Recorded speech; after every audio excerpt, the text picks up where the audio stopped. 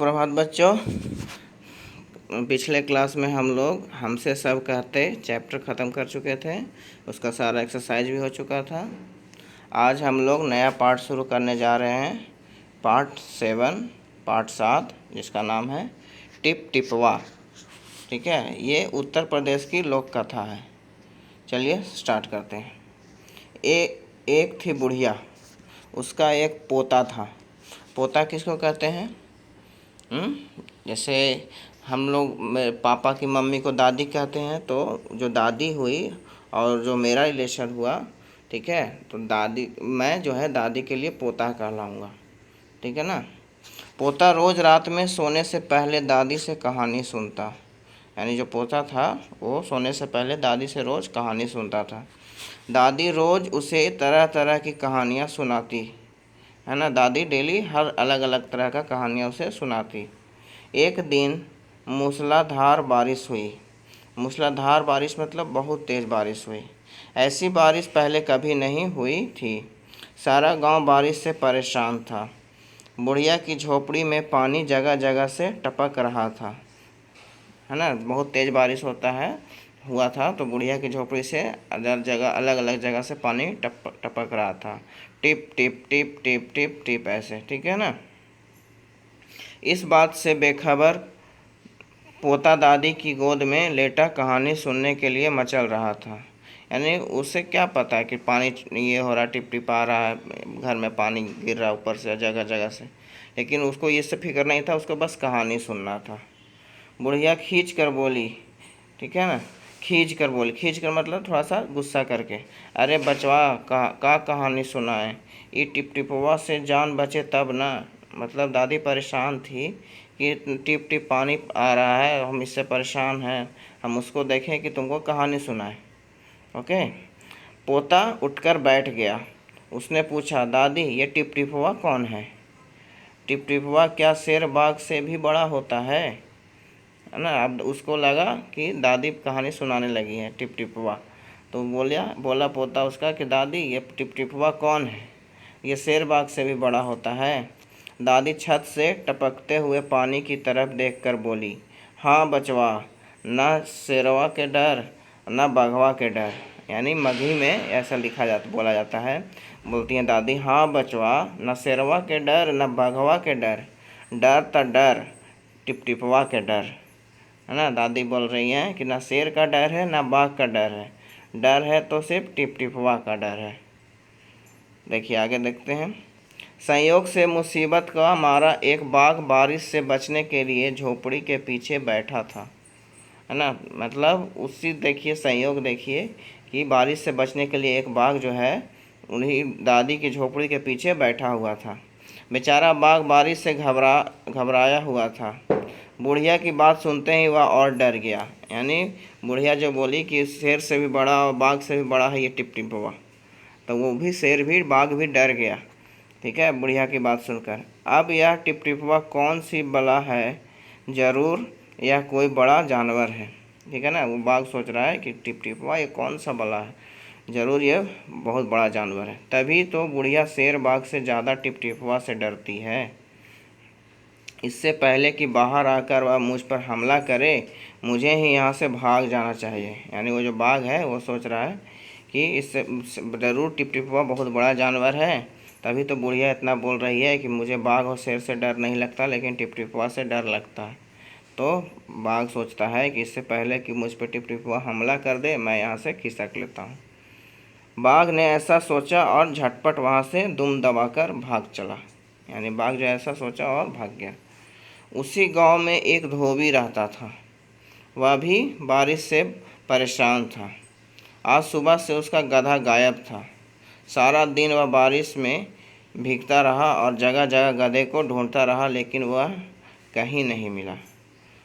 ठीक है, यानी धोबी का गधा होता है ना, जिस पे कपड़े लाद कर नदी में ले जाता है धोने के लिए, तो उसका गधा गायब हो गया था। और धोबी जो है ढूंढ ढूंढ कर परेशान था, बारिश में भीग कर ढूंढ रहा था, लेकिन फिर भी नहीं मिला। धोबी की पत्नी बोली, जाकर गांव के पंडित जी से क्यों नहीं पूछते। यानी धोबी की पत्नी बोली कि जाके गांव के जो पंडित जी हैं उनसे पूछ लीजिए, वो भविष्यवाणी करके बता देंगे कि कहाँ पे है गधा, वे बड़े ज्ञानी हैं। आगे पीछे सबके हाल की उन्हें खबर हो रहती है ना। धोबी की पत्नी बोल रही है कि जो पंडित जी है बहुत ज्ञानी है, उन्हें आगे पीछे सबके हाल की उन्हें खबर रहती है कि क्या हो रहा है, कौन कहाँ है, सब पता रहता है उन्हें। पत्नी की बात धोबी को जच गई। अपना मोटा लाठ उठाकर वह पंडित जी के घर की तरफ चल पड़ा, है ना। यानी पत्नी की बात सुना, उसको लगा कि ठीक है चलो अच्छा एक बार पूछ लेते हैं जाके पंडित जी से। तो अपना जो मोटा लाठ, लाठ मतलब जो लाठी होता है मोटा सा, उसे उठाकर वह पंडित जी के घर की तरफ चल पड़ा। उसने देखा कि पंडित जी घर में जमा बारिश का पानी उलीच उलीच कर फेंक रहे थे। यानी उन पंडित जी के घर में भी बारिश का पानी जम गया था, तो वो उलीच उलीच कर फेंक रहे थे। मतलब होता है ना, पानी जम जाता है किसी छोटा बर्तन से उठा उठा कर उपचा जाता है, तो उसी तरह से उपच रहे थे उसको। धोबी ने बेसब्री से पूछा, महाराज मेरा गधा सुबह से नहीं मिल रहा है, ज़रा पोथी बाँच कर बताइए तो वह कहाँ है। पोथी बाँच कर मतलब कि आप थोड़ा सा अपना ज्ञान लगाइए, है ना, अपना कोई मंत्र उंतर देख पढ़िए और उसे पता लगाइए तो मेरा गधा कहाँ है। सुबह से उलीचते उलीचते पंडित जी थक गए थे। यानी सुबह से पानी उपसते उपसते घर से थक चुके थे। धोबी की बात सुनी तो झुंझला पड़े और बोले, मतलब गुस्सा पड़े, झुंझला पड़े मतलब गुस्सा हो गए और बोले, मेरी पोथी में तेरे गधे का पता ठिकाना लिखा है क्या, जो आज आ गया पूछने। यानी पंडित जी जो पोथी नहीं होता है, झोला पोथी जिसमें किताबें उताबें होती हैं, तो उसी की बात चल रही है, पोथी उसी को कहते हैं। तो पंडित जी बोल रहे हैं कि मेरी पोथी में तुम्हारे गधा का पता ठिकाना लिखा है क्या, जो आ गया पूछने। अरे जाकर ढूंढ उसे किसी गढ़ाई पोखर में।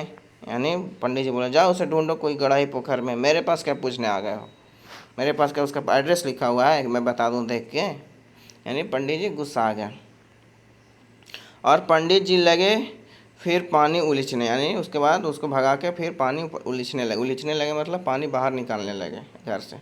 धोबी वहाँ से चल दिया। चलते चलते वह एक तालाब के पास पहुँचा। तालाब के किनारे ऊंची ऊंची घास उग रही थी। धोबी घास में गधे को ढूंढने लगा, है ना।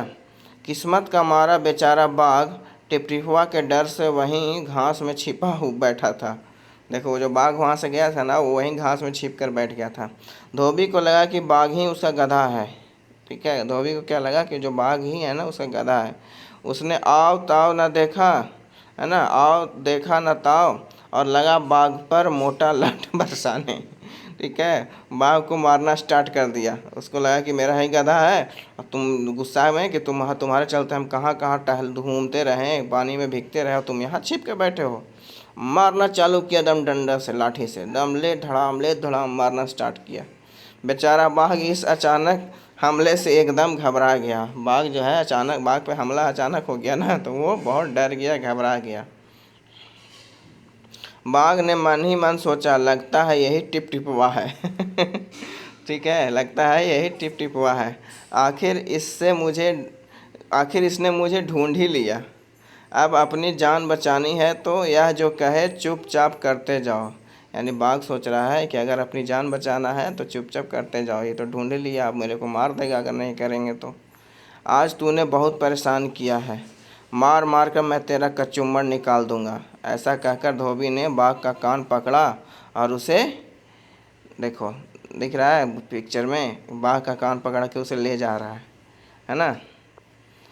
खींचता हुआ घर की तरफ चल दिया बाघ का कान पकड़ के। बाघ बिना चू चपड़ किए भीगी बिल्ली बना धोबी के पीछे पीछे चल दिया। देखिए यहाँ पे धोबी जो है एक हाथ में लठ लिया हुआ है और एक हाथ से कान पकड़ा हुआ है ना पिक्चर में। उसके बाद देखो क्या होता है, घर की तरफ चल दिया कान पर। घर पहुंचकर धोबी ने बाघ को खूंटे से बांध दिया और सो गया। बाघ को खूंटा से बांध दिया और फिर सो गया। सुबह जब गांव वाले ने धोबी के घर बाहर खूंटे से एक बाघ को बंधा देखा तो उनकी आंखें खुली की खुली रह गई। आंखें खुली की खुली रह गई मतलब जैसे देखे गांव वाले तो वो एकदम सरप्राइज रह गए, है ना। इंग्लिश में इसको आंखें खुली खुली रहना कि एकदम चौंक जाना, चौंक गए कि ये क्या हो गया, मतलब बाघ को लेके आ गया धोबी, इसको कुछ नहीं किया बाघ। यानी बहुत ही ये अचंभित थे सब गांव वाले। ठीक है, ये कहानी लिखी गई है गिरिजा रानी अस्थाना के द्वारा। ओके, आशा है सबको समझ में आ गई होगी स्टोरी। अगले दिन हम लोग इसका प्रश्न उत्तर देखेंगे। आज आप लोग इसको रीडिंग कीजिए और जहाँ जो जो हार्ड वर्ड मिलता है उसको अंडरलाइन करना है और उसका अर्थ लिखना है। ओके, धन्यवाद।